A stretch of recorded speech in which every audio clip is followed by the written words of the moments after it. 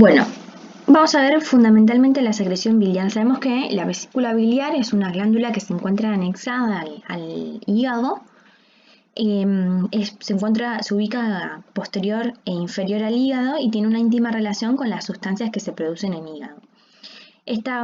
La vesícula biliar va a tener un conducto que va a desembocar, el conducto colédoco que desemboca en la ampolla de Vater y el esfínter de Oddi, y va a permitir la secreción justamente de ácidos biliares, sales biliares o bilis. Todos son sinónimos. Más allá de lo que habíamos visto, que la bilirrubina se secretaba por medio de la vesícula biliar, acá nos vamos a enfocar principalmente en las sales biliares o ácidos biliares que tienen la función particular en cuanto a la digestión,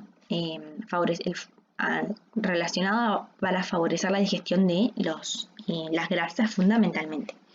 Entonces, la bilis, que es esta sustancia que se secreta de la vesícula biliar, tiene la función principal de emulsionar las grasas para poder favorecer la absorción de los productos finales de la digestión de las grasas, y está compuesta por sales biliares, por colesterol, por bilirrubina, por lecitina y electrolitos. Y acá vamos a ver cómo la lecitina es la sustancia fundamental que permite la emulsión de las grasas.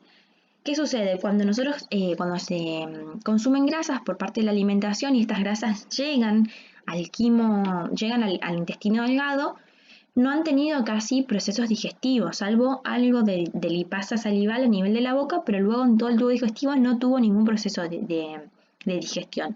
Y llegan gotas bastante grandes. Saben que las grasas son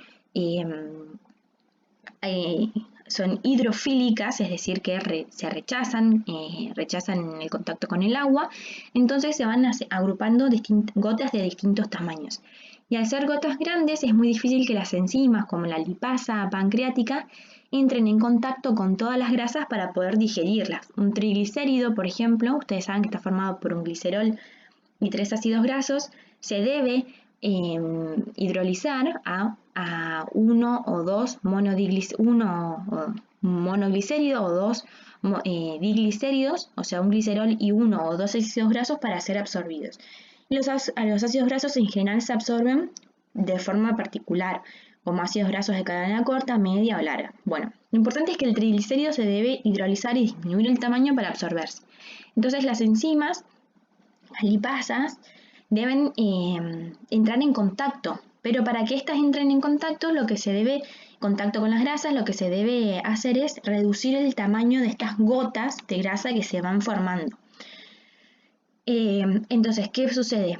La lecitina, que está formando parte de la vesícula de la bilis, va a producir la emulsión de las grasas. Y la emulsión significa de que va a permitir que se formen gotas mucho más pequeñas y que esté la grasa más dispuesta para el contacto con las enzimas. Ustedes fíjense que, haciendo una analogía muy casera, pero fíjense que si ustedes tiran una gota de un chorro de aceite sobre una fuente de vidrio, el aceite tiende a agruparse, sobre todo si hay agua en esa fuente, el aceite tiende a agruparse y a formar gotas grandes.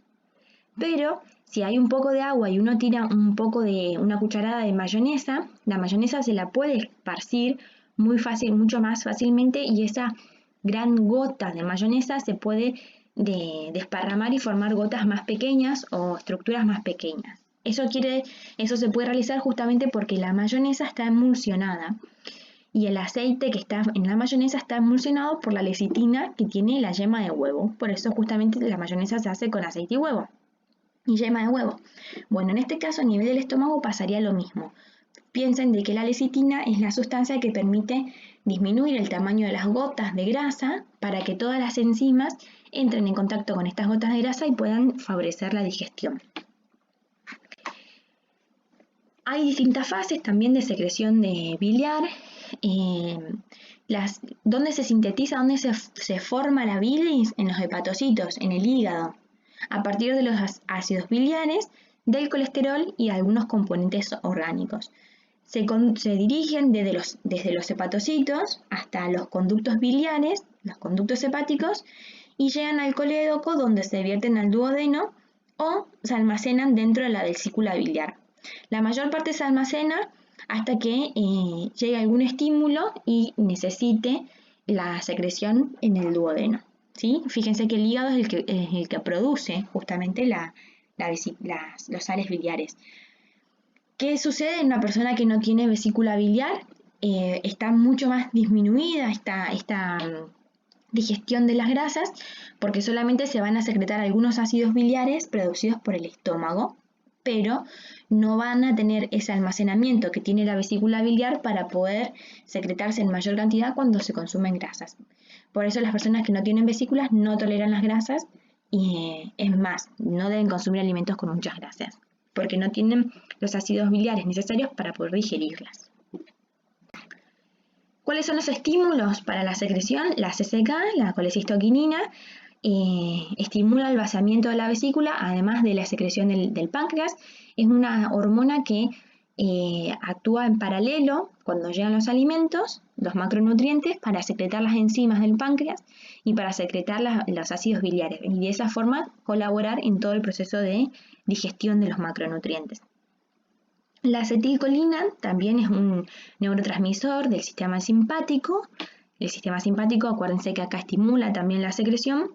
Y la secretina también estimula la secreción de sales biliares y también es estimulada por la presencia de los alimentos de intestino delgado. O sea, llegan los alimentos al intestino delgado, se secreta secretina, la secretina estimula la secreción de la vesícula biliar para que los ácidos biliares puedan emulsionar las grasas y las enzimas que se secretan a nivel del páncreas puedan digerir estas grasas. Y por último nos vamos a las secreciones intestinales. A nivel del duodeno tenemos una importante secreción mucosa para justamente para poder proteger, para poder lubricar y proteger todas las capas del intestino delgado. Acá se denominan glándulas de Brunner, las que van a producir esta secreción, y es muy similar a lo que sucede en el esófago. Esta secreción mucosa va a estar estimulada por agentes físicos o irritantes de la mucosa, por el parasimpático, que sabemos que estimula las secreciones glandulares, y por la secretina, para poder lubricar y proteger. A nivel del duodeno, y esto quiero que les quede súper claro, el propio duodeno no tiene secreción de enzimas, Las enzimas que actúan en el duodeno son las que vienen del páncreas. Y por favor que háganse un cuadro súper grande y que les quede muy claro. En el duodeno, en el yeyuno y en el ilion, en la parte de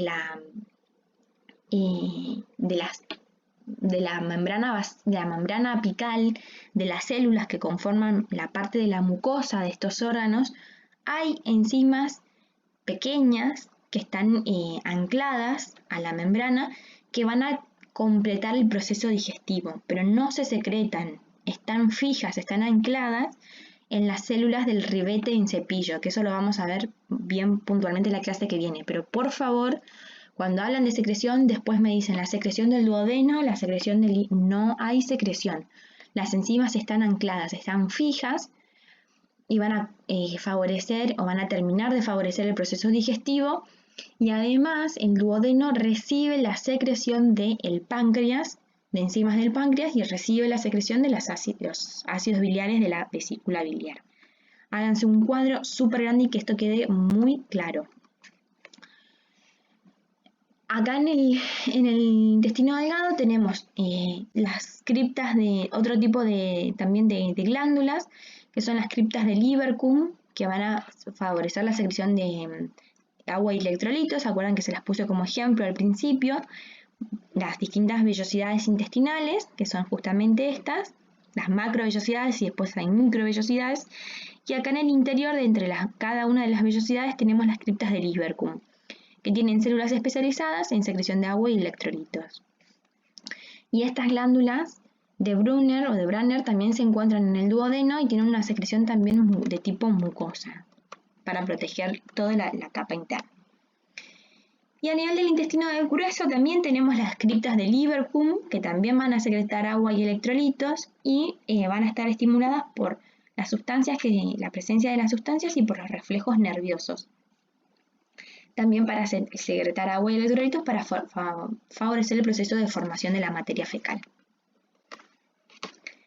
Bueno chicos, si tienen alguna consulta me escriben y por favor fíjense la actividad que les voy a dejar de esta clase para que podamos avanzar. La idea es continuar la clase que viene con el tema de absorción de sustancias y tener una clase más donde podamos trabajar y hacer algunos trabajos prácticos sobre este tema. Buena semana.